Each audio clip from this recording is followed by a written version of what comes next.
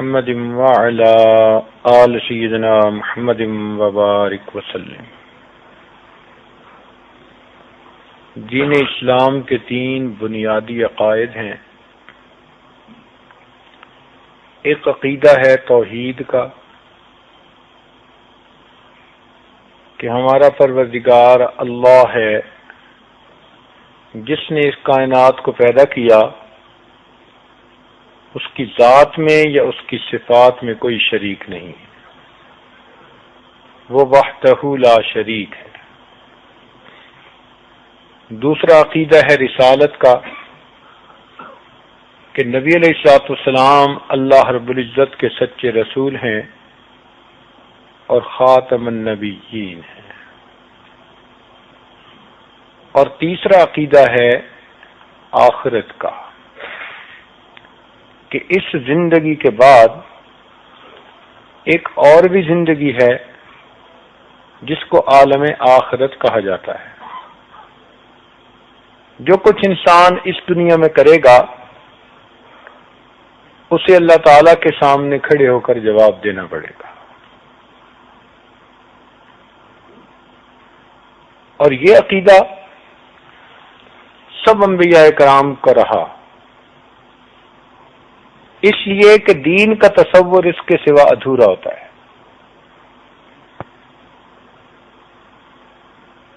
ایک بندہ اگر اس دنیا میں خواہشات کو چھوڑتا ہے،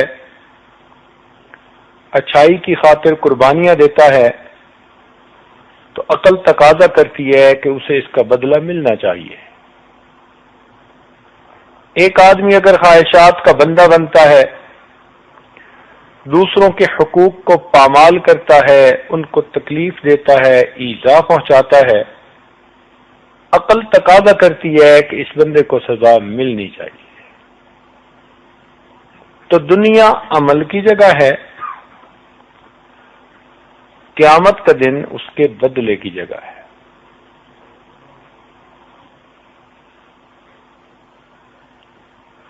اس لیے دنیا کی زندگی ایک محدود زندگی ہے۔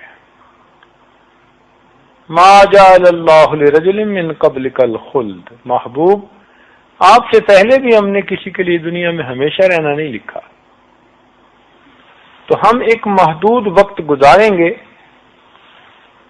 اور بالآخر اپنے رب کے پاس پہنچیں گے۔ دنیا میں جو کیا ہوگا اس کا حساب دینا پڑے گا۔ اس لیے ارشاد فرمایا واتقوا یوما ترجعون فیہ الی اللہ، تم ڈرو اس دن سے جس دن تمہیں اللہ کے پاس جانا ہے۔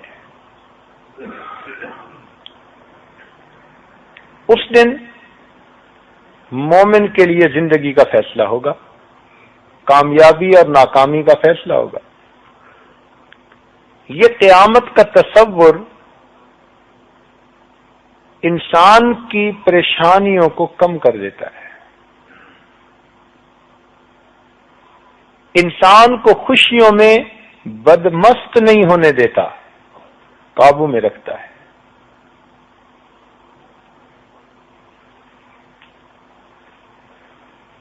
جو انسان جیسا کرے گا ویسا بھرے گا، عدل کا بدلہ، جیسی کرنی ویسی بھرنی، نہ مانے تو کر کے دیکھ، جنت بھی ہے دوزخ بھی ہے، نہ مانے تو مر کے دیکھ۔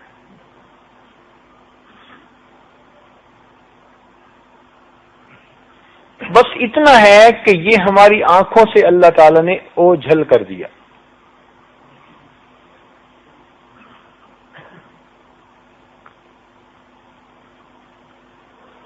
دریا میں مچھلی ایک تیر رہی تھی، اس سے دوسری بڑی مچھلی نے کہا کہ یہاں شکاری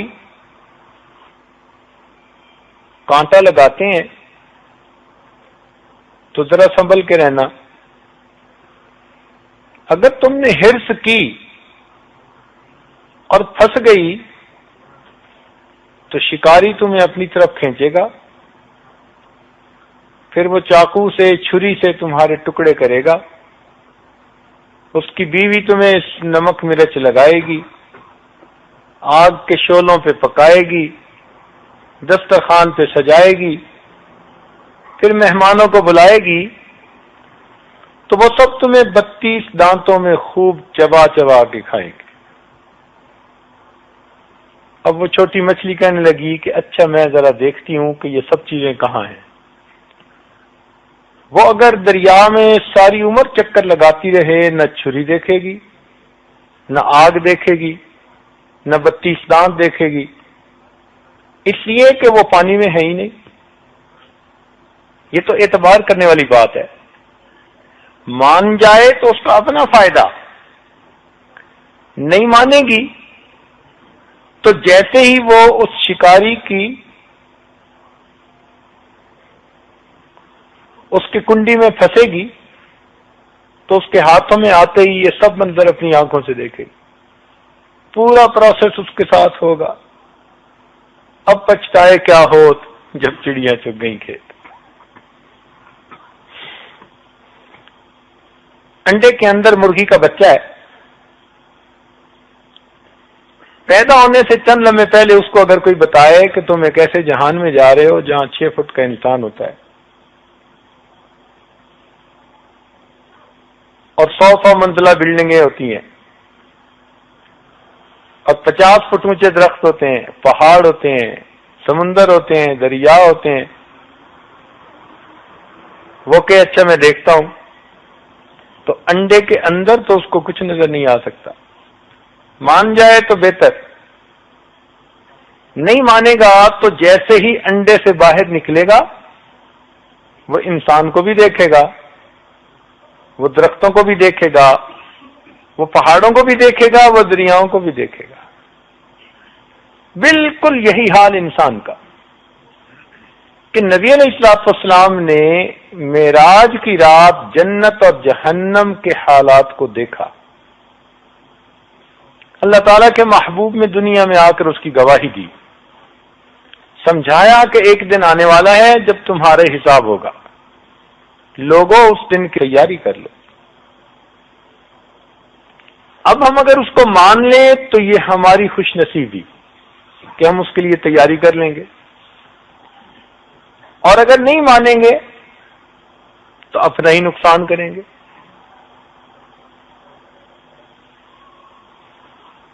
ایک دہریہ حضرت علی رضی اللہ عنہ کے پاس آیا، کہنے لگا کہ میں تو کہتا ہوں کہ دنیا کو کسی نے نہیں پیدا کیا، اور آپ کہتے ہیں کہ خدا نے پیدا کیا، کیوں کہتے ہیں؟ حضرت علی رضی اللہ عنہ نے دیکھ لیا کہ یہ دلائل سے سمجھنے والا بندہ نہیں، کسی اور طریقے سے اس کے خانے میں بات بیٹھے گی، تو اسے بلا کر کہا کہ دیکھو بھائی، تم کہتے ہو کہ خود بخود کائنات پیدا ہوئی، ہم کہتے ہیں کہ اللہ تعالیٰ نے پیدا کیا، لہذا ہم آخرت کی کر رہے ہیں تیاری۔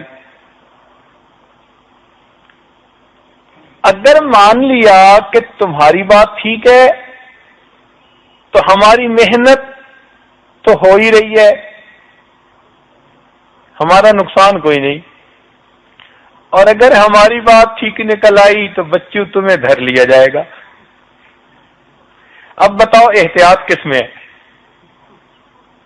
تو وہ کہنے لگا بات تو ٹھیک ہے کہ اگر ہماری بات ٹھیک نکلے تو ان کو فرق نہیں پڑتا، اور ان کی ٹھیک نکل آئی تو جو ہماری گت بنے گی وہ پھر دنیا دیکھے گی۔ تو مومن کو تو اس پر یقین ہے، ہم تو مان چکے، ایمان لا چکے کہ نبی علیہ الصلوۃ والسلام اللہ تعالیٰ کی طرف سے جو لے کر آئے وہ سب کچھ سچ ہے، ہم اس کی تصدیق کرتے ہیں، لہذا اب اس دن کی تیاری کرنی ہے۔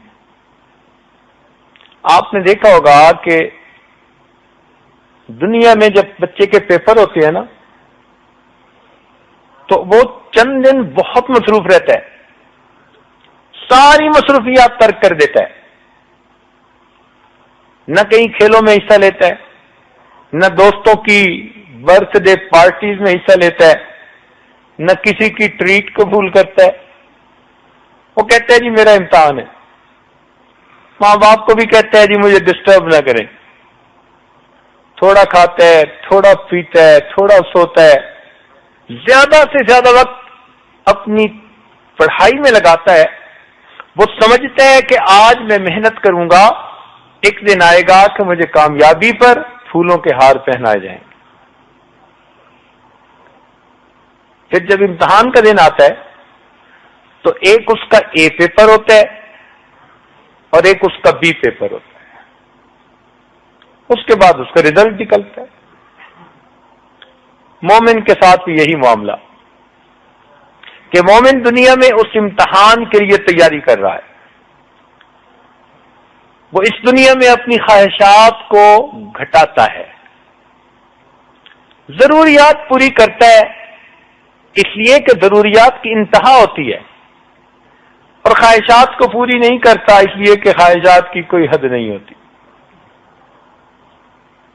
اور آخرت کو ہر وقت سامنے رکھتا ہے کہ اس دن میرا کیا بنے گا، اس کی تیاری کرتا ہے. اور جب اس دنیا سے فوت ہوتا ہے تو قبر میں اس کا اے پیپر ہوتا ہے. اس اے پیپر میں ہر بندے سے 3 سوال پوچھے جائیں گے. دنیا میں لوگ گیسٹ پیپر ایشو کرتے ہیں کہ جی ہم اندازہ لگاتے ہیں کہ کیا کوشچن آئیں گے. اللہ تیری کریمی پہ قربان جائیں کہ اس نے اپنے محبوب کے ذریعے پیپر پہلے ہی آؤٹ کر دیا. بھائی تمہیں بتا دیتے ہیں کوشچن کیا، تم ان کی تیاری کر لینا. چھوٹے چھوٹے 3 سوال ہوں گے، تینوں کمپلسری ہوں گے، تینوں لازمی. پہلا پوچھیں گے من ربک، تیرا رب کون ہے؟ مگر اس کا جواب ہر بندہ نہیں دے سکے گا. جواب وہ دے گا کہ جس نے دل میں اس یقین کو بٹھایا ہوگا کہ میرا پروردگار اللہ ہے. اور اگر وہ سمجھے گا کہ مجھے دفتر پالتا رہا، دکان پالتی رہی، لوگ پالتے رہے، تو وہ رب کا نام کیسے لے سکے گا؟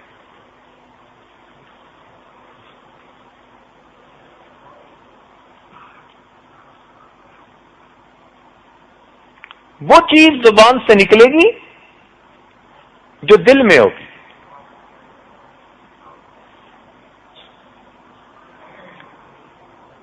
ایک صاحب نے طوطا پالا، اس کو اللہ اللہ کا ذکر سکھایا.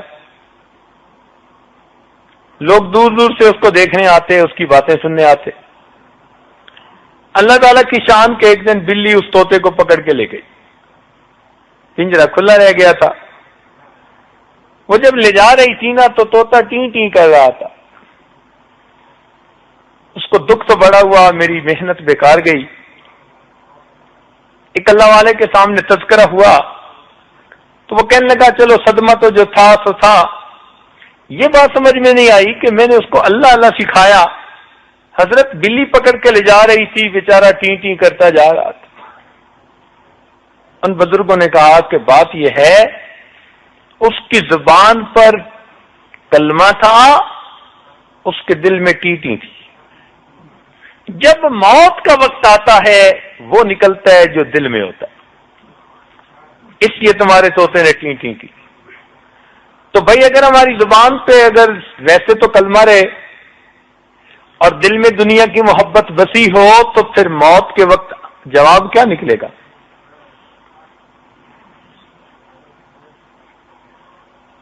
اس لیے اس یقین کو دل میں بٹھانے کی ضرورت ہے کہ ہم نوکری سے نہیں پل رہے،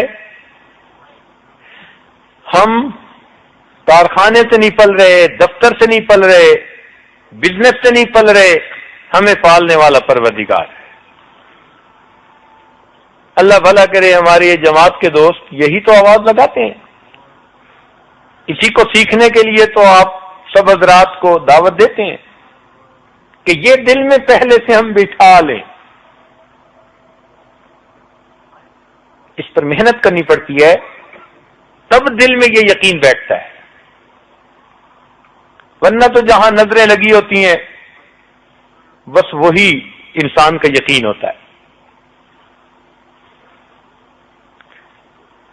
دوسرا سوال ہوگا من نبیک، تیرے نبی علیہ السلام کون ہے؟ اب اس کا جواب صحیح تو وہی دے سکے گا جس نے قدم قدم پر نبی علیہ الصلوۃ والسلام کے مبارک طریقے کی پیروی کی ہوگی، جس نے نبی علیہ السلام کے زیر قدم رہ کر زندگی گزاری ہوگی، کھانے میں، پینے میں، لباس میں، طعام میں، قیام میں، ہر چیز میں جس نے نبی علیہ السلام کے طریقے کو اپنایا ہوگا تو وہ انسان کہے گا کہ میرے نبی علیہ السلام اللہ کے محبوب ہیں۔ اور تیسرا سوال ہوگا کہ ما دینک، تیرا دین کون سا تھا؟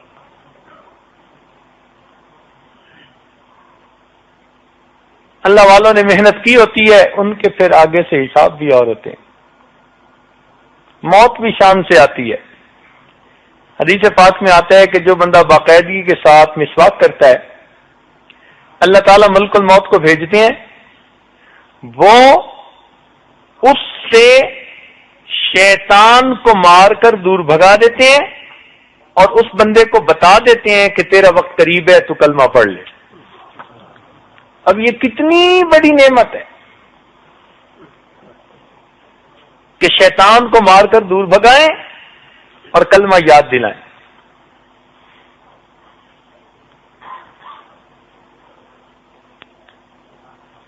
چنانچہ اللہ والوں کو موت کے وقت ایسی بشارتیں ہو جاتی ہیں اللہ کی طرف سے۔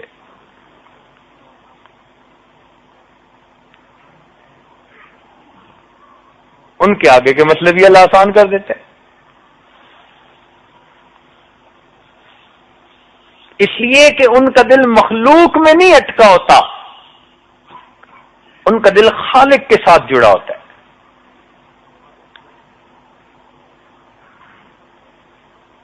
تذکرۃ الاولیاء جو کتاب ہے، اس کے مصنف خواجہ فرید الدین عطار رحمۃ اللہ علیہ، عطر کی دکان تھی، جوان العمر تھے، عام زندگی تھی، دل ادھر ادھر مخلوق میں خوب لگا ہوا تھا۔ ایک دن کوئی باخدا بندہ ان کی اس یعنی دکان پر آیا اور ان کی شیشیوں کو بڑے غور سے دیکھنے لگا۔ تو یہ کہنے لگے کہ بڑے میاں کیا دیکھ رہے ہو؟ بڑے میاں کہنے لگے کہ میں دیکھ رہا ہوں کہ اتنی شیشیوں میں آپ کی جان اٹکی ہوئی ہے، یہ کیسے نکلے گی؟ اتنی شیشیوں میں جان اٹکی ہوئی ہے، یہ کیسے نکلے گی؟ تو انہوں نے غصے میں آ کے کہا کہ بڑے میاں جیسے تمہاری نکلے گی ویسے میری نکلے گی۔ اس نے کہا اچھا پھر میری تو ایسے نکلے گی۔ کل اس کے پاس کپڑا تھا، وہ وہیں دکان میں فرش پہ لیٹ گیا، کپڑا اوپر کیا، کہتا ہے لا الہ الا اللہ۔ یہ سمجھے کوئی ڈرامہ اور بہانہ کر رہا۔ تھوڑی دیر کے بعد جب کپڑا ہٹایا دیکھا تو واقعی وہ اللہ کو پیارا ہو چکا تھا۔ دل پہ چوٹ لگی کہ واقعی یہ ہے باخدا لوگ کہ جو دنیا سے دل نہیں لگاتے، اپنے رب سے دل لگاتے ہیں اور پھر کلمہ پڑھ کے دنیا سے رخصت ہو جاتے ہیں۔ پھر بعد میں یہ بڑے اولیاء میں شامل ہوئے۔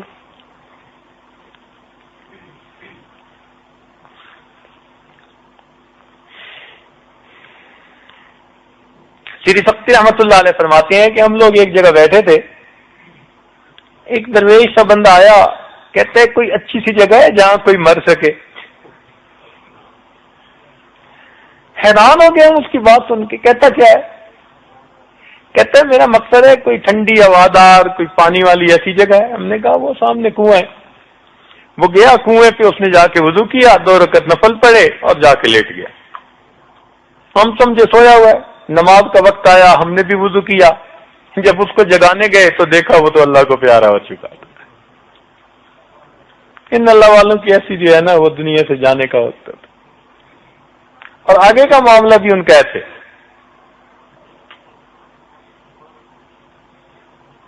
بھائی عزیز بستانی رحمت اللہ علیہ خواب میں کسی کو نظر آئے تو اس نے پوچھا کہ جناب آگے کیا بنا؟ تو کہنے لگے کہ جب میں قبر میں گیا تو فرشتے کہنے لگے وہ بڈھے کیا لائے ہے؟ وہ بڈھے کیا لایا ہے؟ تو میں نے جواب دیا کہ جب بادشاہ کے دربار میں آتے ہیں تو یہ نہیں پوچھتے کیا لایا ہے، ہمیشہ پوچھتے ہیں تو کیا لینے کے لیے آیا ہے. کہ میری بات سن کے فرشتے مسکرا پڑے اور کہنے لگے اس کا یقین پکا ہے، اور وہ وہاں سے چلے گئے.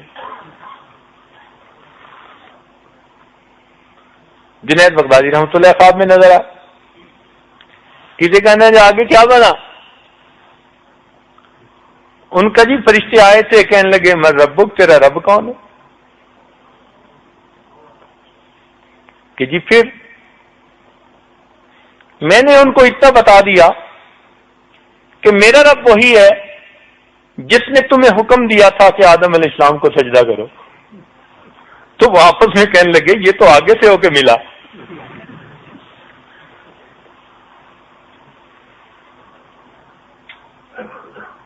شیخ عبدالقادر جیلانی رحمۃ اللہ علیہ کو کسی نے دیکھا.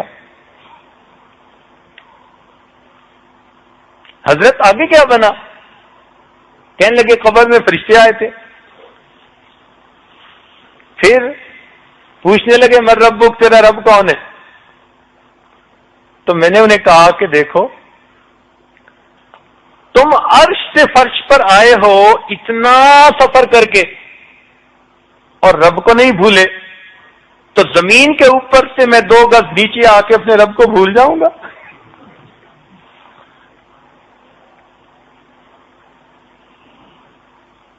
رابعہ بصریہ اللہ کی نیک بندی خواب میں نظر آئی. کسی نے پوچھا جی آگے کیا بنا؟ کہنے لگی فرشتے آئے تھے تو پوچھ رہے تھے کہ تیرا رب کون ہے. میں نے کہا جا کے اللہ تعالیٰ کو کہہ دو اللہ تیری اتنی مخلوق ہے، خربوں خربوں میں، اتنی مخلوق میں سے تو ایک مجھ بڑھیا کو نہیں بھولا، میرا تیرے سوا ہے ہی کوئی نہیں، میں تجھے بھلا بھول جاؤں گی؟ تیری اتنی مخلوق ہے اللہ، تو اس میں سے مجھے نہیں بھولا، میرا تیرے سوا کوئی ہے ہی نہیں، پھر میں تجھے کیسے بھولوں؟ تو یہ جواب بندہ کب دے سکتا ہے؟ جب دل کا یقین بنا ہوا ہوتا ہے، جب اللہ سے تعلق ہوتا ہے. ورنہ تو انسان اس وقت پریشان ہوتا ہے کہ میں کیا کہوں. تو یہ اے پیپر قبر میں ہوگا. پھر اگر جواب ٹھیک دے دیے تو قبر کو جنت کا باغ بنا دیں گے، نہ دیے تو جہنم کا گڑھا بنا دیں گے. یہ ابھی ٹرانزٹ ہوگا. قیامت کے دن سب کو اٹھایا جائے گا، اللہ رب العزت کے سامنے کھڑے ہوں گے اور وہاں پر 5 سوالوں کے جواب سب کو دینے پڑیں گے. بنی آدم کے پاؤں اپنی جگہ سے ہل نہیں سکتے جب تک وہ ان سوالوں کے جواب نہ دے دے. تو وہ سوال ہماری زندگی کا بی پیپر ہوگا، اس میں بھی سب جواب دینے ضروری. اور وہ بھی پیپر اللہ تعالیٰ نے اپنے محبوب کے ذریعے سے آؤٹ کروا دیا. پوچھا جائے گا اے بندے تو نے زندگی کیسے گزاری، تو نے جوانی کیسے گزاری، مال کہاں سے کمایا، کہاں پہ خرچ کیا، اپنے علم پر کتنا عمل کیا. اب اس وقت ان سوالوں کا جواب دینا یہ بہت مشکل کام ہوگا. تاہم جو لوگ نیکی کر کے دنیا سے جائیں گے پروردگار ان کے ساتھ رحمت کا معاملہ فرمائیں گے. اور جو لوگ دنیا میں ایمان سے محروم رہیں گے اور محروم ہی اللہ تعالیٰ کے حضور پہنچیں گے تو ان کے لیے جہنم ٹھکانہ ہوگا. اس لیے اللہ تعالیٰ فرما دیں گے وَامْتَازُوا الْيَوْمَ أَيُّهَا الْمُجْرِمُونَ، اے مجرموں آج کے دن میرے نیک بندوں سے علیحدہ ہو جاؤ. 2 الگ الگ راستے ہوں گے، ایک طرف جنتی لوگوں کو بھیجا جائے گا اور دوسری طرف جہنمی لوگوں کو بھیجا جائے گا. تو یہ قیامت کا تصور اسلام کے بنیادی عقائد میں سے ہے. یہ جتنا انسان کے دل میں راسخ ہوگا اتنا اس کی زندگی صحیح لائن پر ہوگی. اس لیے آپ قرآن پاک کا مطالعہ کریں. ایک تو پوری صورت ہی آپ کو اسی نام سے ملے گی، القیامہ، اور دوسرا ہر صفحے پر، ہر دوسرے صفحے پر آپ کو کسی نہ کسی انداز میں قیامت کا تذکرہ ملے گا. اتنا اہم یہ مسئلہ ہے کہ قرآن پاک کے ہر صفحے یا ہر دوسرے صفحے پر آخرت کی یاد دلائی گئی کہ تمہیں اللہ تعالیٰ کے حضور پیش ہونا ہے. اس لیے قیامت کے مختلف نام قرآن و حدیث میں وارد ہیں. جیسے اللہ تعالیٰ عظمت والے ہیں، ان کے بے انتہا نام ہے. جس کے ناموں کی نہیں ہے انتہا، ابتدا کرتا ہوں اس کے نام سے. نبی علیہ الصلوۃ والسلام کی شان بڑی، ان کے بھی 99 نام. قرآن مجید کے بھی 60 کے قریب نام مفسرین نے لکھوائے ہیں. اسی طرح قیامت کے دن کے بھی بہت سارے نام قرآن و حدیث میں آئے. مثال کے طور پر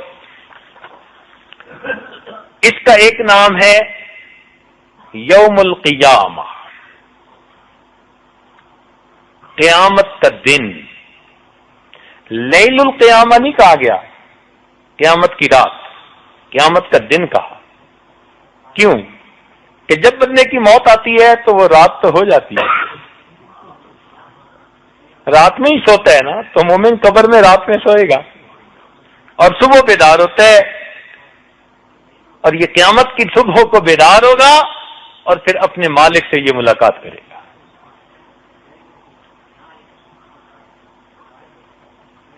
اس کو یوم حسرت بھی کہا گیا، حسرت کا دن. کچھ لوگ ہوں گے جو دھوکے میں رہیں گے اور تیاری نہیں کر سکیں گے تو قیامت کے دن ان کو حسرت ہوگی. ہم بڑے سمارٹ تھے، ہم بڑے چلتے پھرتے تھے، ہم بڑے کام نکال لیتے تھے، اوہو اس میں ہم مار کھا گئے. ایک دفعہ موقع اور مل جائے نا، قال رب ارجعون، کہیں گے اللہ ایک چانس اور دے دے. فرمایا جائے گا کلا، ہرگز نہیں، ہرگز نہیں. اب وہ ہاتھ ملیں گے کہ ہم نے دنیا میں اس کو سیریس کیوں نہ لیا. اس لیے قیامت کا ایک دن حسرت کا دن، اور ایک دن یوم حساب. رب اجعلنی مقیم الصلاۃ ومن ذریتی ربنا وتقبل دعا ربنا اغفر لی ولوالدی وللمؤمنین یوم یقوم الحساب. تو اس دن اللہ رب العزت حساب لیں گے، اور یہ حساب دینا کوئی آسان نہیں ہوتا. جیسے مولانا حبیب اللہ صاحب فرما رہے تھے کہ جس کا سب کام ٹھیک ہو، آڈٹ والوں کا نام سن کے اس کو بھی پسینہ آ جاتا ہے، پتہ نہیں کیا نکال دیں. ہم ٹھیک سمجھ رہے ہو اور غلطی ہو. تو اس لیے قیامت کے دن اللہ تعالیٰ کے حضور حساب دینا ہے. جب یہ بات انسان سنتا ہے تو پھر اس کو ڈر لگتا ہے. اس لیے کہ اللہ تعالیٰ فرماتے ہیں وَكَفَى بِنَا حَاسِبِينَ، کہ ہم حساب لینے والے کافی ہیں، ہمیں حساب لینا آتا ہے، ہم تمہیں حساب لے کے دکھائیں گے. جیسے لوگ کہتے ہیں نا جی آئی نو وٹ ٹو ڈو، اللہ تعالیٰ بھی فرماتے ہیں کہ ہمیں حساب لینا آتا ہے. وَنَضَعُ الْمَوَازِينَ الْقِسْطَ لِيَوْمِ الْقِيَامَةِ، قیامت کے دن ہم میزان عدل قائم کر کے دکھائیں گے. ایک اس کا نام یوم الندامہ بھی ہے، ندامت کا دن، شرمندگی کا دن، کہ دنیا میں انسان لوگوں کے سامنے نیک بن کے رہے گا اور اندر رنگ کچھ اور ہوگا، تو قیامت کے دن اس کا ڈھول کا پول کھل جائے،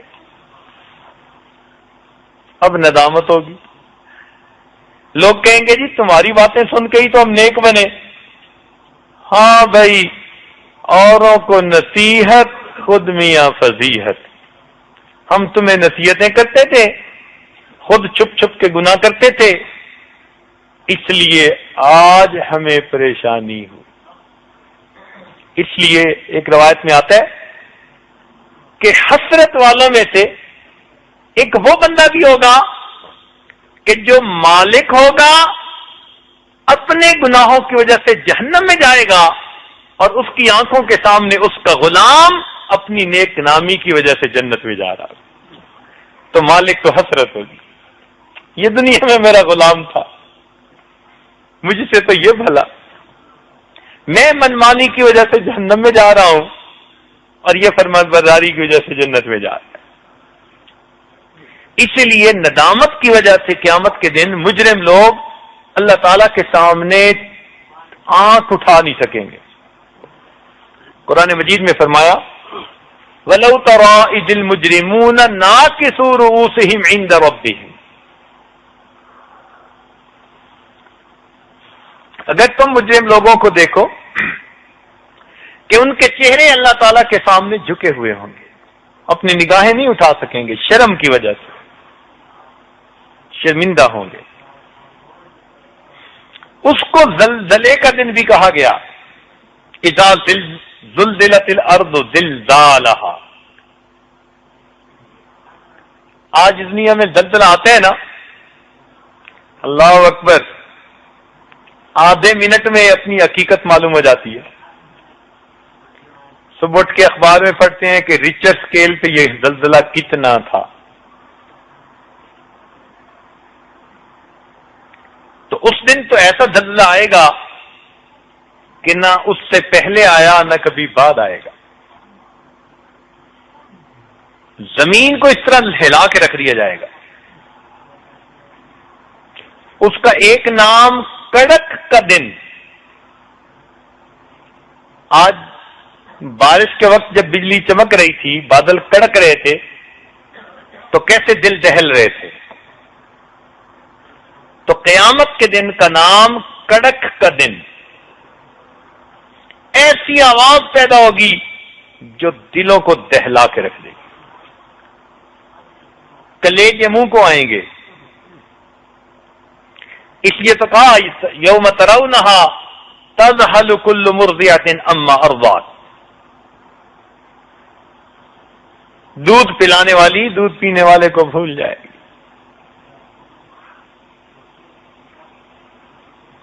ایک اس کا نام کھڑکھڑانے کا دن، یہ بھی اسی آواز سے متعلقہ۔ ایک اس کا نام روز واقعہ، اذا وقعت الواقعہ۔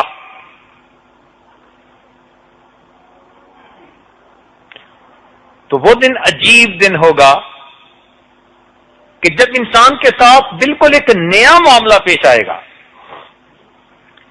ایک نام ہے اس کا چھا جانے والا دن،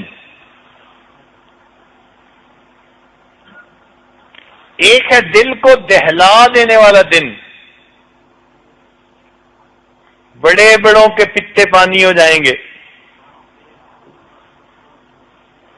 ایک ہے روز برحق، ایسا دن جس میں کوئی شک نہیں۔ ایک اس کا نام ہے ہنگامے کا دن، عجیب ہنگامہ ہوگا،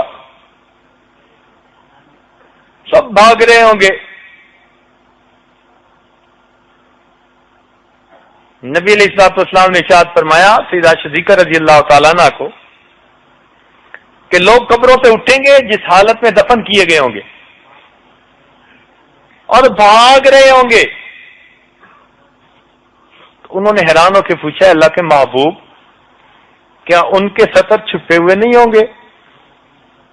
تو نبی علیہ السلام نے فرمایا نہیں، تو کہنے لگی کہ اللہ کے نبی پھر مردوں عورتیں اکٹھے کیسے ہوں گے؟ تو اللہ کے نبی نے فرمایا اس دن دل ایسے دہلا دیے جائیں گے کہ آدمی کو دوسرے کی طرف دھیان کرنے کا موقع ہی نہیں ہوگا، اپنی پڑی ہوگی۔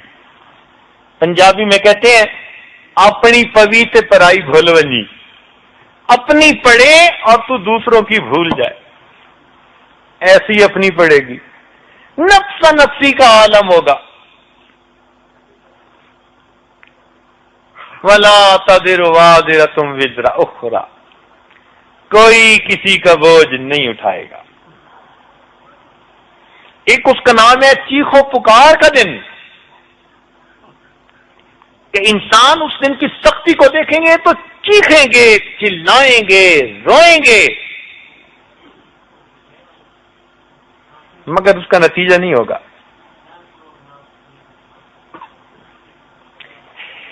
ایک اس کا نام ہے ملاقات کا دن، کہ لوگ اپنے رب سے ملاقات کریں گے۔ جس نے فرمانبرداری کی ہوگی وہ دوست کی شکل میں ملاقات کرے گا، اور جس نے نافرمانی کی ہوگی وہ مجرم کی شکل میں اللہ کے سامنے پیش کیا جائے گا۔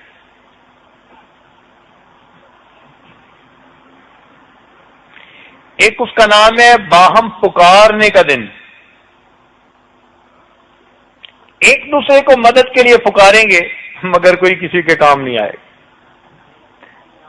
الأخلاء يومئذ بعضهم لبعض عدو إلا المتقين، دوست ایک دوسرے کے ساتھ دشمن ہو جائیں گے۔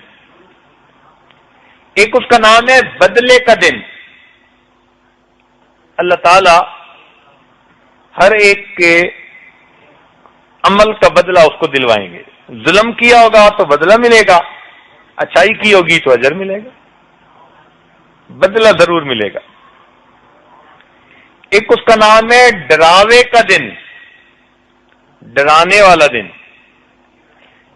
ایک نام ہے پیشی کا دن، کہ اللہ تعالیٰ کے حضور پیشی ہوگی بندوں کی۔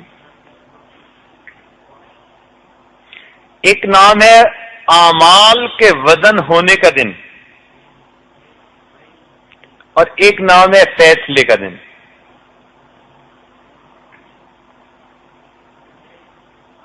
کہ انسان کے لیے جنت یا جہنم کا فیصلہ ہوگا۔ اے انسان، یا تو زندگی کی بازی جیت جائے گا یا زندگی کی بازی ہار جائے گا۔ ایک نام ہے جمع ہونے کا دن، اولین اور آخرین کو اللہ ایک جگہ جمع فرما دیں گے۔ ایک نام ہے دوبارہ اٹھنے کا دن،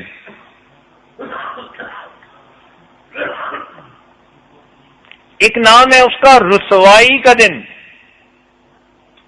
یقینی بات ہے کہ آخرت کی رسوائی بہت بڑی اور بہت بری ہے، بہت بڑی اور بہت بری ہے۔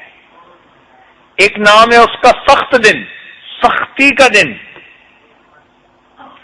کہ عرش کے سائے کے سوا کوئی سایہ نہیں ہوگا، اور بندہ اپنے گناہوں کے بقدر پسینے میں شرابور ہوگا۔ ایک نام ہے پھیلنے کا دن، اور ایک ہے انصاف کا دن۔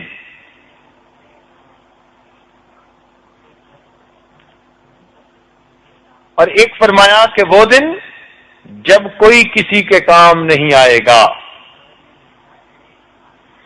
یوم یفر المرء من اخیہ وامہ وابیہ وصاحبتہ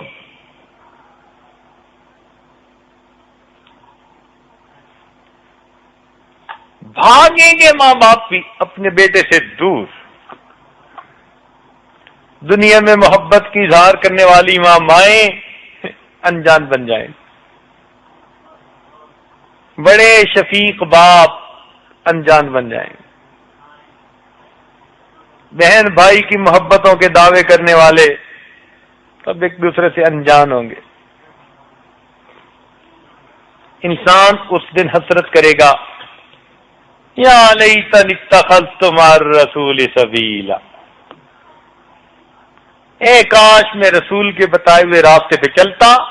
یا ویلتا لیتنی لم اتخذ فلانا خلیلا، اے کاش میں نے فلاں کو دوست نہ بنایا ہوتا. لقد اضلنی عن الذکر بعد اذ جاءنی وکان الشیطان للانسان خذولا. اور ایک نام ہے وہ دن جس میں آنکھیں کھلی کی کھلی رہ جائیں گی. اسی لیے قرآن مجید میں اس قیامت کے واقعے کو بہت بڑی خبر کہا گیا.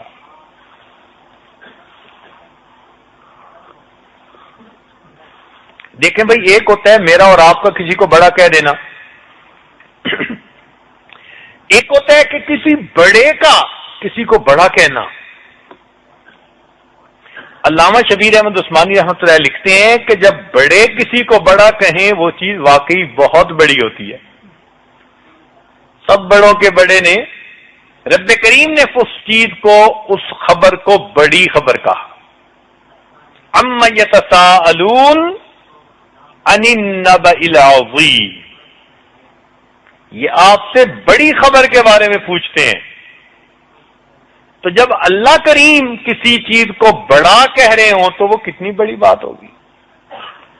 معلوم ہوا کہ ہم نے قرآن مجید میں جو قوم نوح کے سیلاب کی خبر سنی وہ چھوٹی، جو قوم عاد کے مرنے کی خبر سنی وہ چھوٹی، جو قوم سمود پہ کڑک کی بات سنی وہ چھوٹی، جو قوم لوط پہ پتھروں کی خبر سنی وہ چھوٹی، جو فرعون کے ڈوبنے کی خبر سنی وہ چھوٹی، جو یوسف علیہ السلام کے بکنے کی خبر سنی وہ چھوٹی، جو عیسیٰ علیہ السلام کو عرش پر اٹھانے کی خبر سنی وہ چھوٹی. یہ سب خبریں چھوٹی ہیں. ایک خبر ان سب سے بڑی خبر ہے جس کو پروردگار فرماتے ہیں عن النبأ العظیم، بڑی خبر جس کو قیامت کے دن کی بات کہتے ہیں. وہ بہت بڑی بات ہے. اس لیے اس خبر کو بھی بڑی خبر کہا اور اس دن کے واقعے کو بھی بڑا واقعہ کہا. یا ایھا الناس اتقوا ربکم الذی، یا ایھا الناس اتقوا ربکم ان زلزلۃ الساعۃ شیء عظیم. اللہ تعالیٰ خود عظیم ہے، وہو العلی العظیم. اس عظیم پروردگار نے اس کو نبأ عظیم بھی کہا اور شیء عظیم بھی کہا. تو معلوم ہوا یہ کوئی چھوٹی بات نہیں ہے. ہم سمجھتے ہیں دور ہے، انہم یرونہ بعیدا ونراہ قریبا، یہ اسے دور سمجھتے ہیں اور ہم اسے قریب دیکھتے ہیں.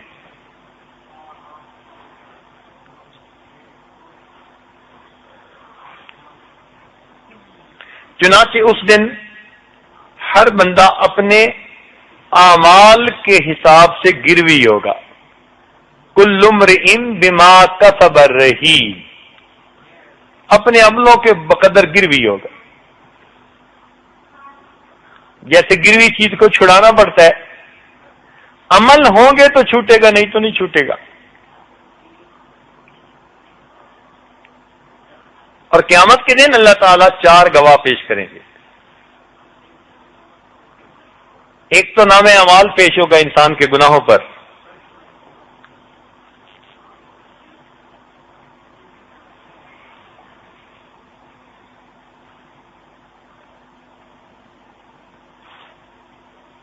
ووضع الکتاب، جب کتاب پیش ہوگی فَتَرَى الْمُجْرِمِينَ مُشْفِقِينَ مِمَّا فِيهِ، تو مجرم لوگ جب اس میں اپنے کرتوتوں کو دیکھیں گے تو ڈرے اور کانپیں گے اور زبان سے کہہ بھی دیں گے وَيَقُولُونَ يَا وَيْلَتَنَا مَا لِهَٰذَا الْكِتَابِ لَا يُغَادِرُ صَغِيرَةً وَلَا كَبِيرَةً إِلَّا أَحْصَاهَا، کوئی چھوٹا کوئی بڑا عمل ایسا نہیں جو اس میں درج نہ کر دیا گیا ہو.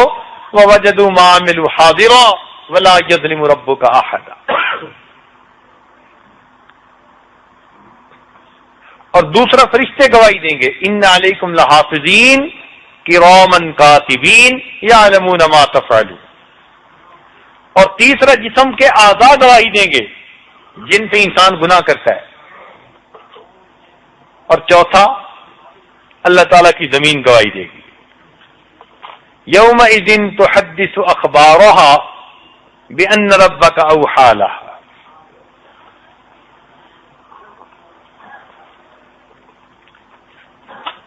جیسے فائلیں مینٹین کی جاتی ہیں اور دنیا میں ویڈیو کیمرے کے ذریعے لوگ منظر کو سیو کر لیتے ہیں، کیچ کرتے ہیں پیش کرنے کے لیے، ایسے یہ زمین کا ویڈیو کیمرہ یہ سب کے فوٹو لے رہا ہے،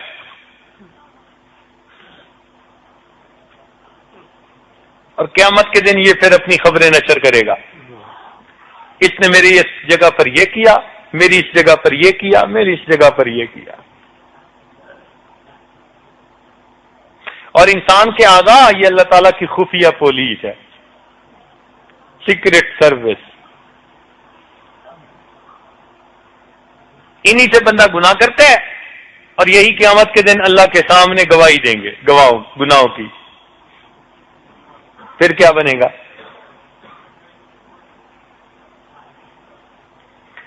اس لیے مومن کو چاہیے کہ ہر وقت قیامت کے دن کا خیال رکھے اور یہ سوچے کہ اللہ رب العزت مجھے دیکھتے ہیں اور میں اللہ تعالیٰ کی نظر سے اوجھل نہیں ہو سکتا۔ جب دل میں یہ یقین بیٹھ گیا تو اب بندے کے لیے گناہوں سے بچنا آسان ہو جائے گا۔ اس لیے نبی علیہ الصلوۃ والسلام نے اس یقین کو خوب بٹھایا۔ صحابہ کرام کا ایسا یقین بن گیا تھا کہ ان کو یوں محسوس ہوتا تھا کہ جیسے ہم ہر وقت اللہ رب العزت کے عرش کے سامنے ہیں۔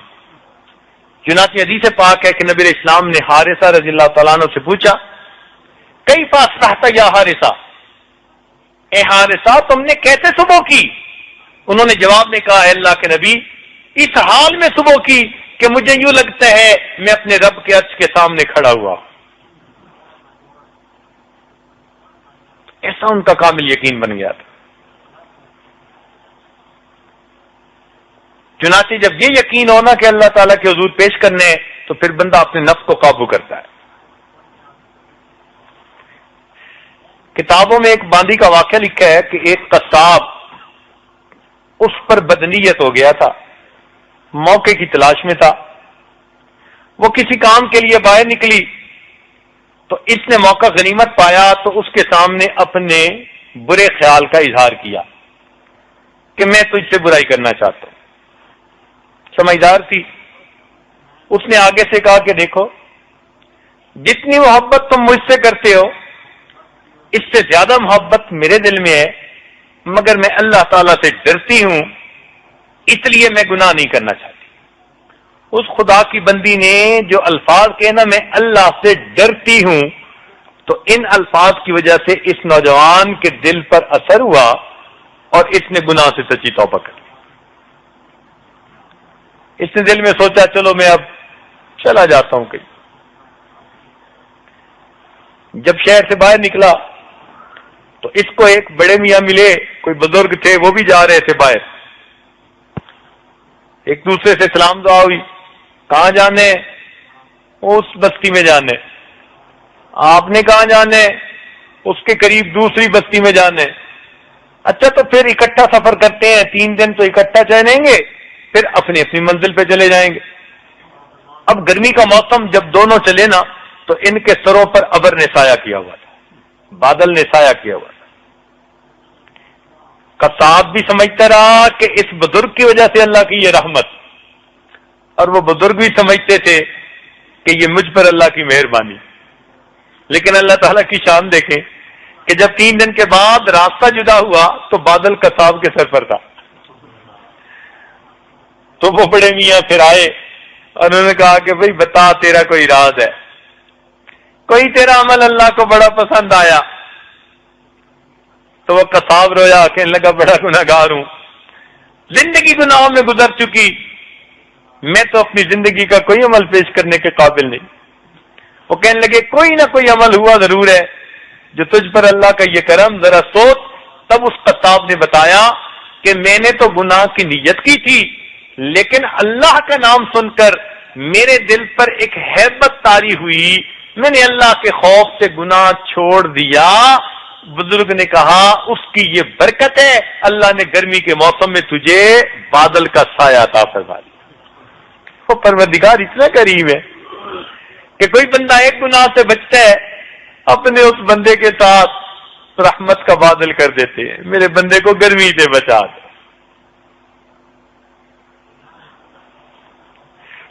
تو پہلے وقت میں یہ یقین زیادہ بنا ہوا تھا لوگوں کا.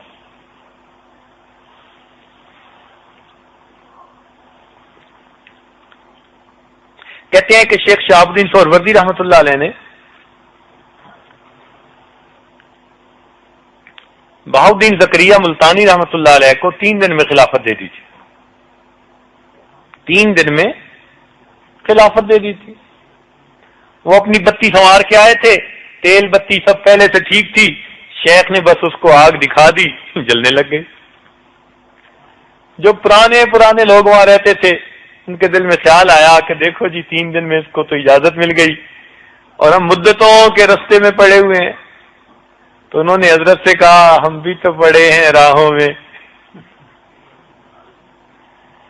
حضرت نے کہا اچھا میں پھر تمہیں بتاؤں گا.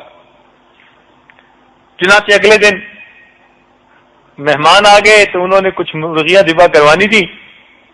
انہوں نے ملایا ان 2-4 بندوں کو اور کہا کہ ہر ایک کو مرغی دے کے چھری دے کے کہا بھائی اس کو ذبح کرو، مگر ایسی جگہ کرنا جہاں اللہ تعالیٰ نہ دیکھتا ہو.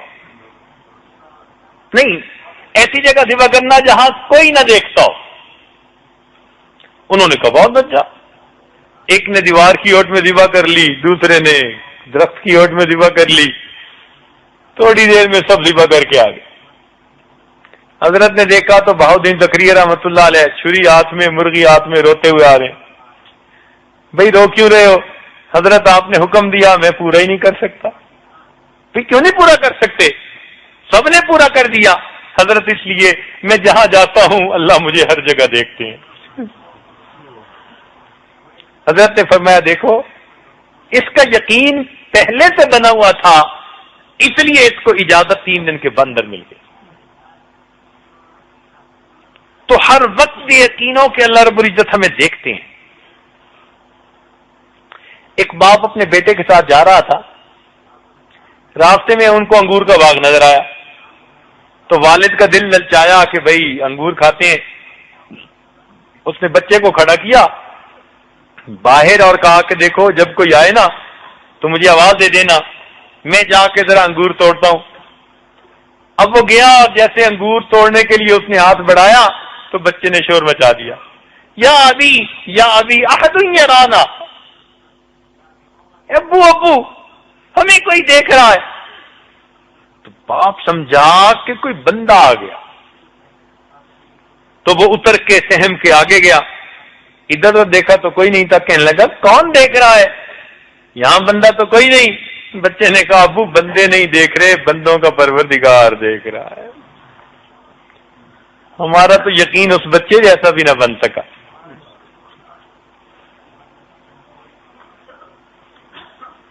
اسی طرح کا واقعہ ایک آدمی نے کسی غریب عورت کی مجبوری سے فائدہ اٹھایا اور اس کو برائی پر مجبور کر دیا.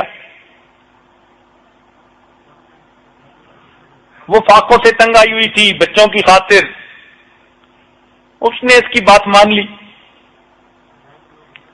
اب جب یہ گھر آیا اس کو لے کے تو کہنے لگا کہ اچھا ذرا دروازے سب بند کر دو. وہ بند کرتی رہی مگر سست جیسے کوئی بندہ بے دلی سے. تو اس نے اس کو کہا کہ ابھی تک دروازے بند نہیں ہوئے. وہ کہنے لگی بس ایک دروازہ بند نہیں ہوتا باقی تو ہو گئے. تو یہ اسے کہتا ہے کون سا دروازہ بند نہیں ہوتا؟ تو جب اس نے یہ کہا تو اس عورت نے جواب دیا کہ جن دروازوں سے مخلوق دیکھتی ہے ان سب دروازوں کو میں نے بند کر دیا جس دروازے سے پروردگار دیکھتا ہے میں وہ دروازہ بند نہیں کر سکتا۔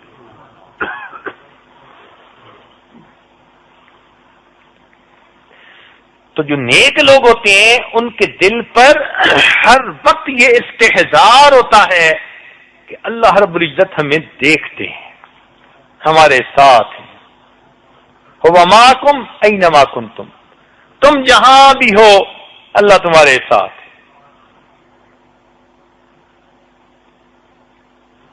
اس لیے صحابہ کرام کا بڑا یقین بنا ہوا تھا۔ عمر رضی اللہ عنہ کا واقعہ ہے، توجہ سے سنیے۔ اپنے دور خلافت میں تہجد کے بعد ذرا حالات معلوم کرتے کے لیے گلیوں میں چکر لگا رہے تھے۔ ایک مقام سے دو عورتوں کی آواز آئی، ایک ذرا بڑی عمر کی تھی، ایک چھوٹی لڑکی تھی۔ اس نے پوچھا بکری نے دودھ دے دیا؟ دے دیا۔ کتنا دیا؟ کہ ذرا تھوڑا دیا ہے۔ بھئی مانگنے والے تو پورا مانگیں گے تو اس میں تھوڑا پانی ملا دو۔ اس نے کہا کہ امیر المومنین نے اعلان نہیں کروایا کہ کوئی دودھ میں پانی نہ ملائے؟ اس نے کہا کون سا امیر المومنین، عمر دیکھتے ہیں یا منادی دیکھ رہا ہے؟ تو آگے سے جوان بچی نے جواب دیا کہ اماں عمر نہیں دیکھتا تو عمر کا پروردگار تو دیکھتا ہے۔ عمر لینا نے بات سنی، واپس آ گئے۔ اگلے دن تیار ہو کر جب امور مملکت سنبھالنے کے لیے خلافت نمٹانے کے لیے بیٹھے تو ان دونوں عورتوں کو بلا بھیجا۔ پتہ چلا کہ ایک بڑی ہے اور ایک اس کی بیٹی جوان العمر ہے، مگر شادی نہیں ہوئی۔ عمر لانا کے دل میں خیال آیا کہ میرا بھی بیٹا جوان ہے، اگر شادی کرنی ہو تو بہو تو ایسی ہونی چاہیے جس کے دل میں ایسا یقین ہو۔ تو اس بڑھیا سے کہا کہ دیکھو تمہاری بیٹی جوان ہے، میرا بیٹا جوان ہے، کیوں نہ دونوں کا نکاح کر دیں؟ چنانچہ دونوں کا نکاح کیا۔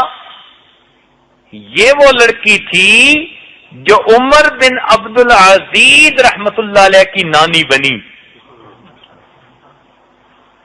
اس کو بیٹی ملی اور وہ ماں بنی عمر بن عبد العزیز رحمت اللہ علیہ۔ اب شادی تو ہو گئی۔ عمر لانو نے ایک دن اس کو بلایا اور اس لڑکی کو کہا کہ دیکھو بیٹی، میں تمہاری ایک ڈیوٹی لگانا چاہتا ہوں۔ اس نے کہا جی حکم۔ فرمان لگے ڈیوٹی یہ ہے کہ جب میں روزانہ تیار ہو کر امور خلافت کے لیے گھر سے نکلنا چاہوں تو تمہاری ڈیوٹی ہے کہ رستے میں آ کر میرے قریب تم نے مجھے وہی سبق یاد دلانا ہے۔ انہوں نے کہا سبق کون تھا؟ کہنے لگے جو تم نے ماں کے سامنے کہا تھا عمر نہیں دیکھتا تو عمر کا خدا تو دیکھتا ہے۔ اتنا فکر یہ اچھا لگتا تھا عمر لانو کو کہ اس بچی کو فرماتے تھے کہ تو بار بار یہ کلمہ میرے سامنے دوہرا۔ چنانچہ ہر دن وہ بچی آپ کو جاتے ہوئے یاد دلاتی، قریب آ کے کہتی اگر عمر نہیں دیکھتا تو عمر کا خدا تو دیکھتا ہے۔ کتابوں میں لکھا ہے عمر لانو کے دل پہ اتنا وہ چھاپ لگ گئی تھی اس فکرے کی، تنہائی میں بیٹھے ہوئے خود بخود کبھی کبھی کہہ اٹھتے تھے عمر نہیں دیکھتا عمر کا خدا تو دیکھتا، عمر نہیں دیکھتا عمر کا خدا تو دیکھتا۔ ایسا دل پہ وہ فکر پیوست ہو گیا۔ سسر کا یہ حال، بہو کا یہ حال، اور بیٹے کا حال۔ عبداللہ ابن عمر لانو جاتے ہیں راستے میں تو ایک جگہ ایک چرواہا ملا۔ چرواہے کو کہا کہ بھائی کچھ ہمیں دودھ ہی دے دو۔ انہوں نے کہا جی میریاں نہیں ہیں بکریاں، اجازت نہیں ہے۔ بھائی ہم کچھ بنائیں گے، کھانا پکائیں گے، تمہیں بھی کھلائیں گے۔ انہوں نے کہا جی میرا تو روزہ ہے۔ تو بڑے حیران ہوئے کہ جنگل میں دیکھنے والا کوئی نہیں، گرمی کی شدت، اور پھر بکریاں چرانے والا، اللہ توبہ، اتنا بھاگنا پڑتا ہے کہ بندے کا جو ہے وہ حشر ہو جاتا ہے۔ یہ روزے کے ساتھ تو دل میں خیال ہے اس کو آزماتے ہیں۔ تو اس کو مشورہ دیا آزمانے کی خاطر، بھئی ایک بکری ہمیں بیچ دو، ہم اس کو پکائیں گے، تم بھی افطاری کر لینا، ہم بھی کھائیں گے۔ اس نے کہا جی میں مالک تو نہیں ہوں۔ بھئی تم مالک کو کہہ دینا کہ ایک بکری کو بھیڑیا لے گیا۔ وہ نوجوان مسکرایا اور کہتے ہیں کہ اچھا اگر میں اس کو کہوں گا بکری کو بھیڑیا لے گیا تو فَأَيْنَ اللَّهُ، پھر اللہ کہاں ہے؟ اللہ بھی تو ہے نا۔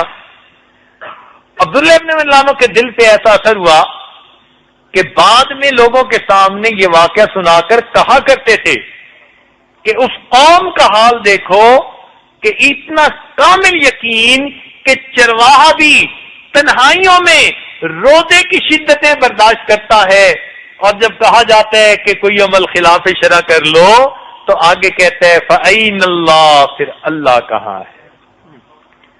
تو بیٹے کا یقین ایسے بنا، باپ کا یقین ایسے بنا، بیوی کا یقین ایسے بنا۔ اس وقت گھر کے سب لوگ ایسے ہوتے تھے۔ چنانچہ عمر لانو کا یقین ایسا تھا قیامت کے بارے میں کہ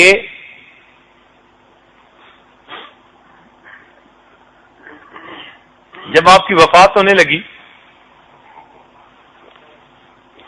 آپ نے اپنی وصیت فرمائی کہ مجھے جلدی نہلا دیں اور جلدی دفنا دیں۔ 2-3 دفعہ اس کو دہرایا تو ایک صحابی نے کہا کہ امیر المومنین ہم جلدی دفنائیں گے، جلدی آپ کو کفنا دیں گے، اتنی جلدی آپ کیوں کر رہے ہیں؟ تو جب یہ کہا تو عمر لانو کی آنکھوں میں آنسو آ گئے، فرمان لگے میں جلدی اس لیے کر رہا ہوں کہ اگر تو اللہ تعالیٰ مجھ سے راضی ہوئے تو تم مجھے اللہ سے جلدی ملا دینا، اور اگر اللہ مجھ سے خفا ہوئے تو میرا بوجھ کندھے سے جلدی ہٹا دینا۔ اور عمر کے انجام کو تو اللہ بہتر جانتا ہے، عمر کے انجام کو تو اللہ بہتر جانتا ہے۔ عشرہ مبشرہ میں سے تھے، مراد مصطفیٰ تھے، لو کان بعدی نبی لکان عمر، یہ فضائل تھے، مگر پھر بھی کہتے ہیں عمر کے انجام کو تو اللہ بہتر جانتا ہے۔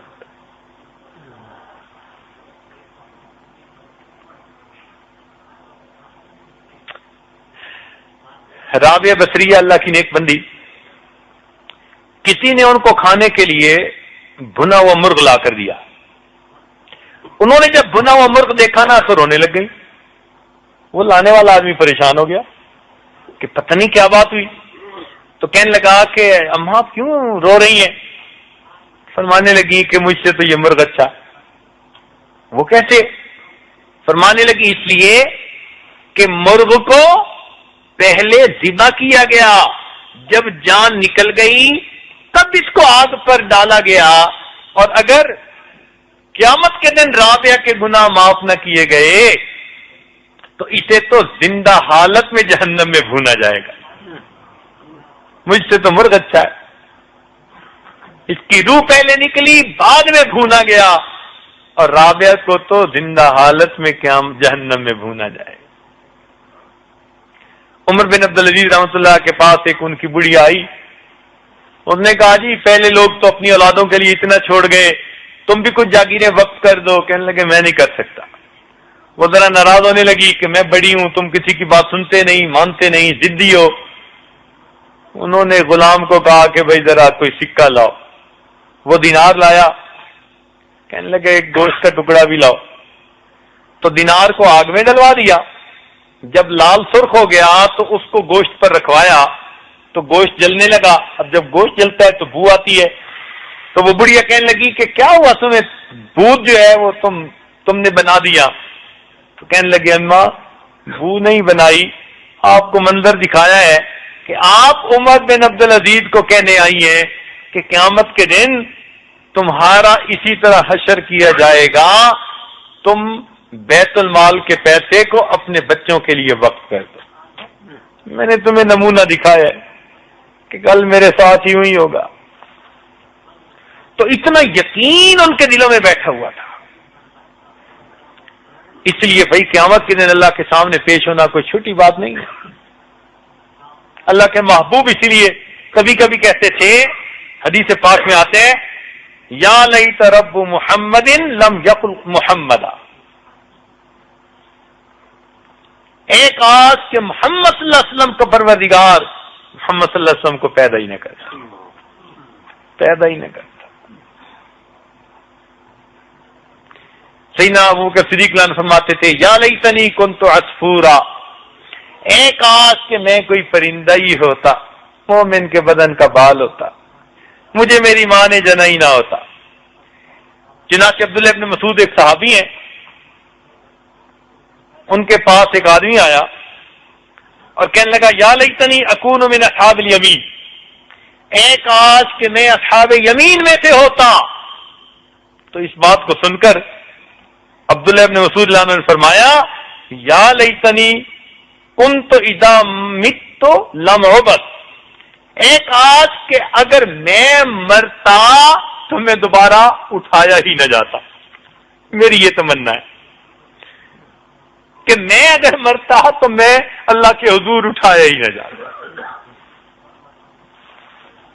ایسے بڑے بڑے جلیل القدر صحابہ اس قیامت کے دن کی پیشی سے اتنا ڈرا کرتے تھے، اس لیے احادیث میں آیا ہے کہ اس دن نفس نفسی کا دن ہوگا، انبیاء تھراتے ہوں گے، سب لوگ اکٹھے ہو کر آدم علیہ السلام کے پاس جائیں گے کہ انسانوں کے باپ آپ اللہ کے حضور عرض کیجئے کہ ہمیں اس مصیبت سے نجات دیجئے، حساب شروع کر لیجئے۔ حضرت آدم علیہ السلام کہیں گے میں اللہ کے حضور حاضری نہیں دے سکتا، اس لیے کہ میں نے درخت کا پھل کھایا تھا، مجھے آج اس دن کی دہشت ناکی کی وجہ سے اللہ کے سامنے بات کرتے ڈر لگتی ہے، ڈر لگتا ہے۔ چنانچہ آدم علیہ السلام انکار فرما دیں گے، لوگ حضرت نوح علیہ السلام کے پاس جائیں گے، حضرت نوح علیہ السلام بھی انکار فرمائیں گے کہ میں نے بد دعا مانگی تھی جس کی وجہ سے ساری قوم کو غرق کر دیا گیا، اب میں اللہ کے حضور پیش ہوتے ہوئے ڈرتا۔ لوگ حضرت موسیٰ علیہ السلام کے پاس آئیں گے، وہ کہیں گے بھئی مجھ سے ایک قبطی مارا گیا تھا، میں اللہ کے حضور پیش ہوتے ہوئے ڈرتا۔ حضرت عیسیٰ علیہ السلام کے پاس آئیں گے،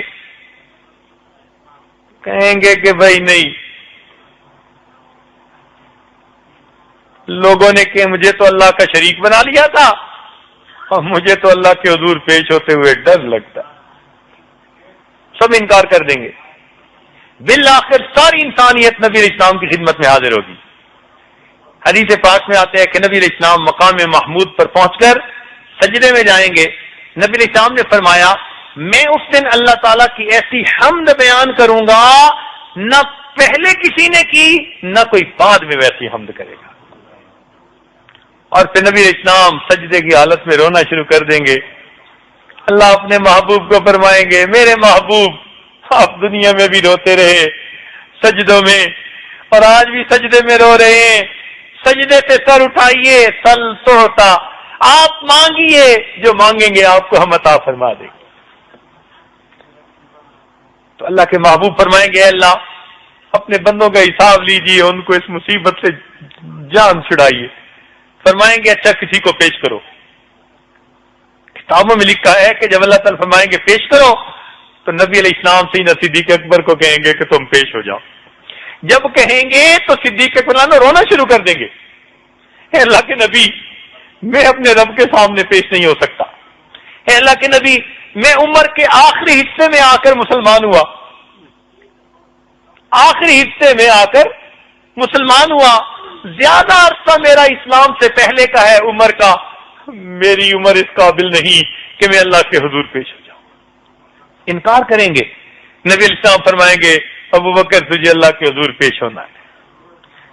جب ابو بکر صدیق کو نبی علیہ السلام حکم دیں گے تو ابو بکر صدیق لانو ایک قدم آگے بڑھائیں گے، حدیث میں آتا ہے وہ بھی رونا شروع کر دیں گے، رونا شروع کر دیں گے، اللہ میں پیش ہونے کے قابل نہیں ہوں، میں حساب دینے کے قابل نہیں ہوں۔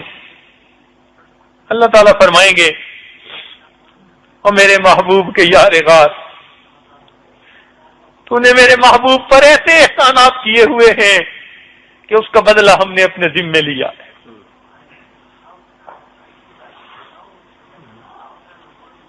حدیث پاک میں آتے ہیں ان اللہ یتجلی للخلق عامہ ولکن لابی بکر خاصہ، اللہ تعالیٰ قیامت کے دن مخلوق کے لیے عام تجلی فرمائے گا مگر ابو بکر کے لیے خاص تجلی فرمائے گا۔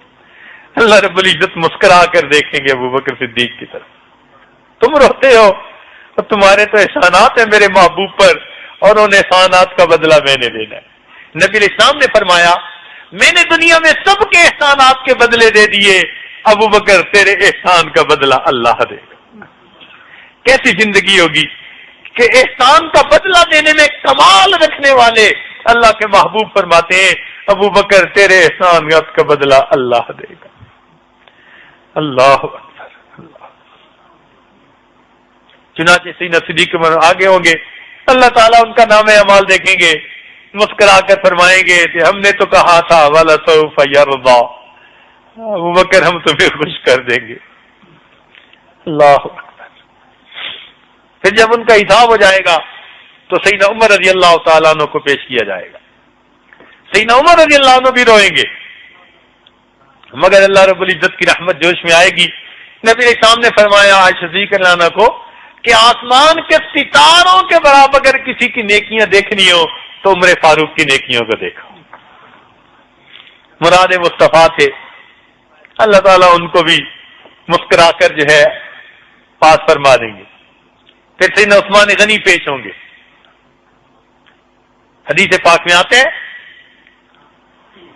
کہ ان کا حساب بہت آسانی سے لیا جائے گا کیونکہ نبی علیہ السلام نے دعا دی تھی۔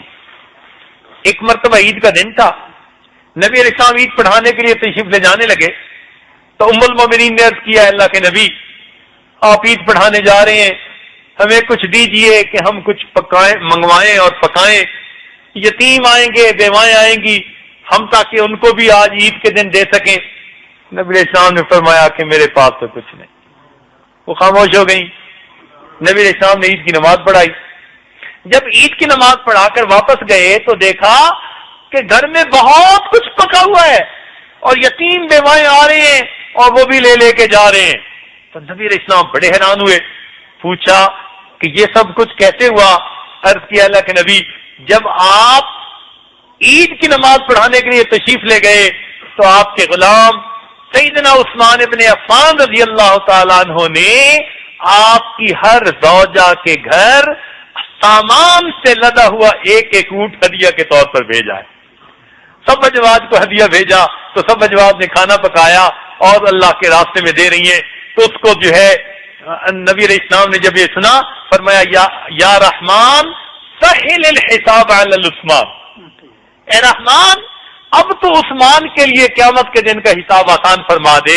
چنانچہ قیامت کے دن جب عثمان غنی نامہ پیش ہوں گے اللہ رب العزت ان کا حساب آسان فرما دے۔ پھر علی رضی اللہ عنہ پیش ہوں گے۔ حدیث پاک میں آتے ہیں اسرع المحاسبۃ یوم القیامت حساب علی، قیامت کے دن سب سے جلدی حساب اللہ تعالیٰ سیدنا علی عنہ کا لے لیں گے۔ جب چاروں کا حساب دیں گے ان کے حساب دے کر اللہ رب العزت کو اتنی خوشی ہوگی محبوب کے یاروں کو دیکھ کر کہ اللہ تعالیٰ کا جلال اللہ کے جمال میں بدلے گا، باقی ساری مخلوق کا حساب اللہ آسانی کے ساتھ لے گا۔ اللہ اللہ پھر رحمت کے ساتھ حساب ہوگا ہر ایک، پھر تو رحمت کا وہ نزول ہوگا۔ قاری محمد طیب رحمت اللہ لکھتے ہیں کہ اتنا اللہ تعالیٰ کی رحمت کا نزول ہوگا، ایک وقت آئے گا شیطان بھی سر اٹھا کر دیکھے گا شاید آج میری بھی مغفرت کر دی جائے گی۔ واہ میرے مولا،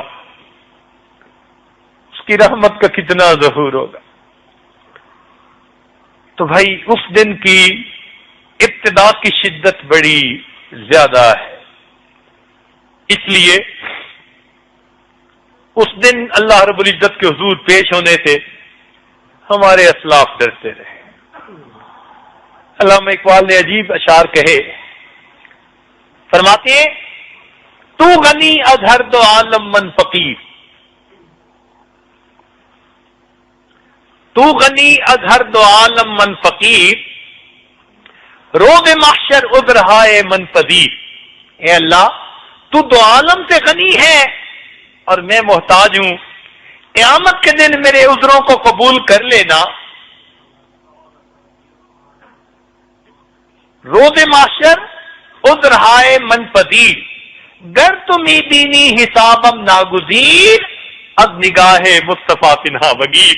اور اللہ کا تو فیصلہ کر لے کہ حساب لینا لازمی ہے تو مالک میری فریاد ہے، پھر میرا حساب مصطفیٰ کریم کی نگاہوں سے اوجھل لینا، مجھے ان کے سامنے شرمندگی نہ ہو جائے کہ محبوب تو راتوں کو روتے رہے اور ہم نے ان کے آنسوؤں کی قدر نہ کی، ہم نے ان کے آنسوؤں کی قدر نہ کی۔ تو اس دن کی پیشی سے ہمارے اکابر اتنا گھبرایا کرتے تھے۔ کوئی آسان کام نہیں ہے اللہ کے حضور پیش ہونا۔ عبداللہ ابن مبارک رحمۃ اللہ علیہ، یہ آج ذرا کچھ منٹوں میں بات سمیٹنا چاہتا ہے۔ عبداللہ ابن مبارک رحمۃ اللہ علیہ کا آخری وقت آیا، ہزاروں شاگردوں کے استاد، لاکھوں کے شاگردوں کو کہا کہ مجھے زمین سے اتار کر نیچے زمین پہ لٹاؤ، الامر فوق الادب، شاگردوں نے نیچے لٹا دیا مگر ان کی چیخیں نکل گئیں۔ کیا دیکھا؟ اتنے بڑے محدث وہ اپنے رخسار کو زمین پر رگڑنے لگے اور اپنی داڑھی کو پکڑ کر رو کر کہنے لگے، اللہ عبداللہ کے بڑھاپے پر رحم فرما۔ کوئی عمل اللہ کے حضور پیش نہیں کیا، اللہ میں نے حدیث کی خدمت کی، میں نے لاکھوں بندوں کو نصیحت کی، تیرے بندوں کی زندگیاں بدلی، اللہ میں نے دن رات قربانیاں دی، علم سیکھا، نہیں کوئی عمل اللہ کے حضور پیش نہیں کیا، بس اپنی داڑھی کو پکڑ کے صرف اتنا کہنے لگے، اللہ عبداللہ کے بڑھاپے پر رحم فرما، عبداللہ کے بڑھاپے پر رحم فرما۔ وہ ڈرتے تھے، اس لیے قیامت کے دن کی تیاری کرتے تھے۔ خواجہ عثمان خیر آبادی رحمۃ اللہ علیہ کے بارے میں آتے ہیں، ان کے بقالے کی دکان تھی، تو جو بندہ ان کے پاس سودا لینے آتا تو کچھ کے پاس کھوٹے سکے ہوتے، وہ چاندی کے سکے ہوتے تھے تو گھس جاتے تھے تو ان کو کھوٹا کہتے تھے، تو وہ کھوٹا سکہ ہوتا لے کے رکھ لیتے، سودا دے دیتے۔ ساری عمر یہی حال رہا، ساری عمر یہی رہا۔ جب ان کی وفات کا وقت قریب آیا نا، آخری لمحہ قریب تھا، ایک لگائی ہوئی تھی، اٹھ کر بیٹھ گئے اور اللہ سے دعا کرنے لگے، اے اللہ میں ساری زندگی تیرے بندوں سے کھوٹے سکوں کو قبول کرتا رہا، تو بھی میرے کھوٹے عملوں کو قبول کر لے۔ میں ساری زندگی تیرے بندوں سے کھوٹے عملوں کو کھوٹے سکوں کو قبول کرتا رہا، اللہ تو بھی میرے کھوٹے عملوں کو قبول کر لے۔ تیاری کرتے تھے اس دن کی۔ اب ہم سوچیں ہم نے اس دن کے لیے کیا تیار کر رکھا ہے، تو پھر ہمیں احساس ہوگا کہ ہم نے اس دن کے لیے کچھ تیاری نہیں کی۔ وہ دن بڑا مشکل ہے۔ محمد شاہ مکران کا بادشاہ گزرا ہے، ایک دفعہ یہ جنگل میں گیا شکار کھیلنے کے لیے، ایک بڑھیا کی گائے تھی، اس کے پولیس والوں نے اس کی گائے کو ذبح کر کے اس کے کباب بھون کے کھا لیے۔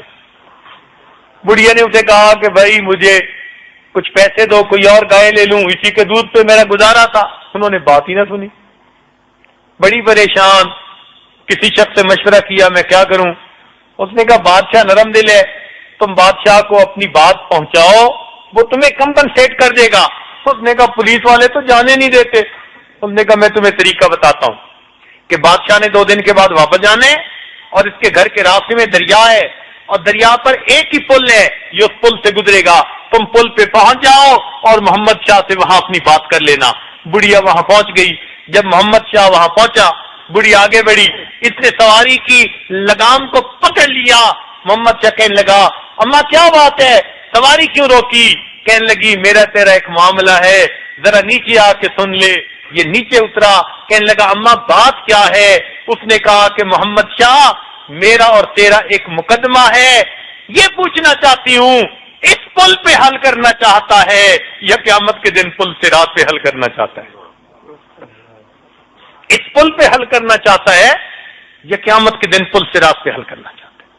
بس اس نے یہ الفاظ کہے، کہتے ہیں بادشاہ کو پسینہ آ گیا، 70 گایوں کی قیمت دی اور معافی مانگی اور کہا اماں معاف کر دینا، میں قیامت کے دن پل صراط پہ کوئی مقدمہ پیشی نہیں کر سکتا۔ آسان کام ہے کہ کوئی بندہ کہے کہ میں قیامت کے دن پیش ہونے کے قابل ہوں؟ ماں نے کوئی لال نہیں جنا جو دم مارے کہ میں اللہ تعالیٰ کے حضور پیش ہونے کے قابل ہوں۔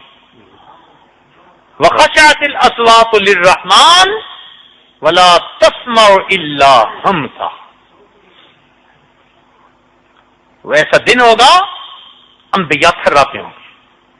چنانچہ کتابوں میں لکھا ہے کہ اللہ تعالیٰ قیامت کے دن حضرت عیسیٰ علیہ السلام سے پوچھیں گے أَأَنْتَ قُلْتَ لِلنَّاسِ اتَّخِذُونِي وَأُمِّيَ إِلَٰهَيْنِ مِن دُونِ اللَّهِ، آپ نے کہا تھا لوگوں کو مجھے اور میری ماں کو اللہ کے ساتھ معبود بنا لو۔ شیخ عبد القادر جیلانی رحمۃ اللہ علیہ اپنی کتاب میں لکھتے ہیں کہ جب اللہ تعالیٰ ان سے پوچھیں گے نا أَأَنْتَ قُلْتَ، آپ نے کہا، تو جیسے بندے کو یکدم پسینہ آ جاتا ہے نا، حضرت عیسیٰ علیہ السلام کو پسینہ آئے گا مگر جسم کے ہر مسام میں سے خون کا قطرہ نکل آئے گا۔ ڈر اور خوف کی وجہ سے اللہ نے سوال کیا أَأَنْتَ قُلْتَ، تو آپ نے یہ کہا تھا۔ کوئی آسان کام ہے؟ اللہ اکبر کبیرہ۔ اس لیے جو آدمی قیامت کے دن کا ڈر رکھے اور پھر اپنے نفس کو گناہوں سے بچائے، وہ انسان قیامت کے دن کامیاب ہونے والا انسان ہے۔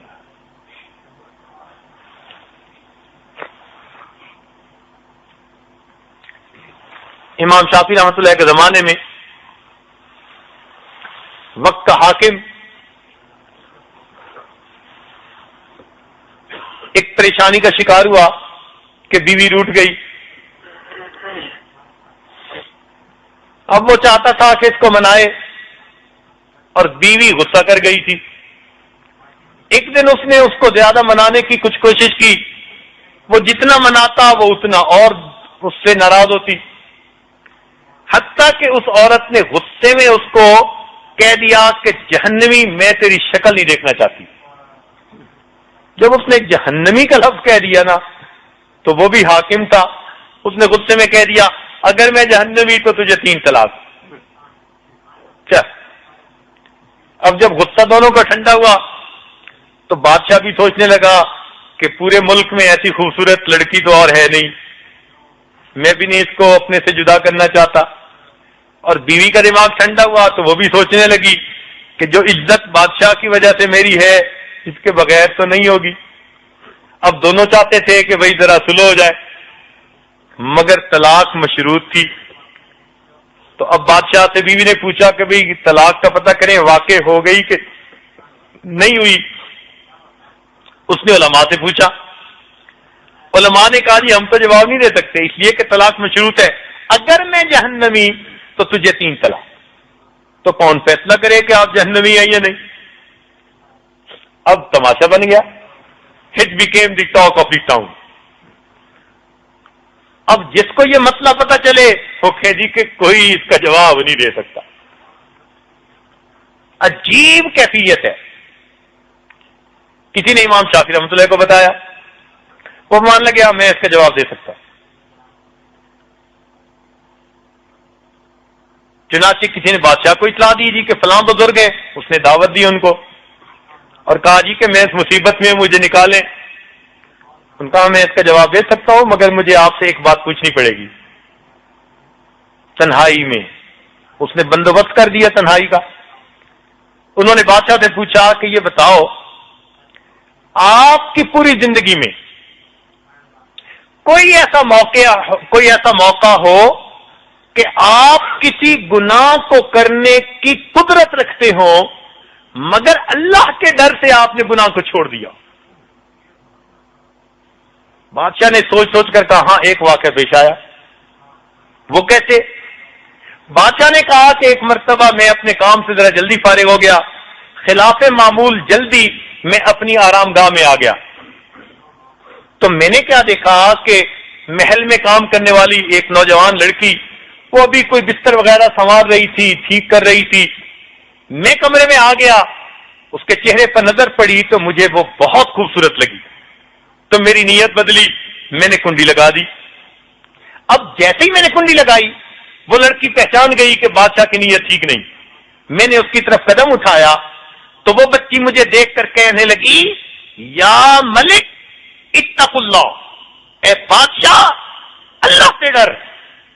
اتنی تقیہ نقیہ خوف خدا رکھنے والی وہ بچی تھی، کہنے لگے اس نے ایسے انداز سے کہا اتق اللہ، اللہ سے ڈر، کہ اللہ کی ہیبت میرے دل پر طاری ہو گئی اور میرے رونگٹے کھڑے ہو گئے، اور میں نے دروازہ کھول دیا، اچھا جا چلی جا۔ اگر میں دروازہ نہ کھولتا میں اس کے ساتھ اپنی خواہش پوری کر سکتا تھا، بادشاہ تھا، مجھے کون پوچھنے والا تھا، مگر اللہ کے ڈر سے میں نے گناہ نہ کیا۔ جب انہوں نے یہ واقعہ سنا تو انہوں نے اس کو کہا کہ میں فتویٰ لکھ کے دیتا ہوں کہ آپ کی بیوی کو طلاق واقع نہیں ہوئی۔ اب جب یہ فتویٰ علماء کے سامنے آیا تو سب علماء نے ان سے پوچھا کہ جی آپ کہتے ہیں یہ تو مشروط طلاق تھی کہ اگر میں جہنمی تو آپ کیسے فیصلہ کر سکتے ہیں کہ یہ جنتی ہے جہنمی؟